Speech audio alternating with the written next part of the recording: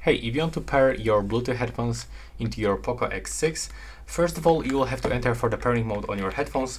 So in my case, it looks like this, that I have to locate the power button, and then I will have to click and hold it and just wait until my indicator starts blinking quickly. So basically I have to enter for the pairing mode.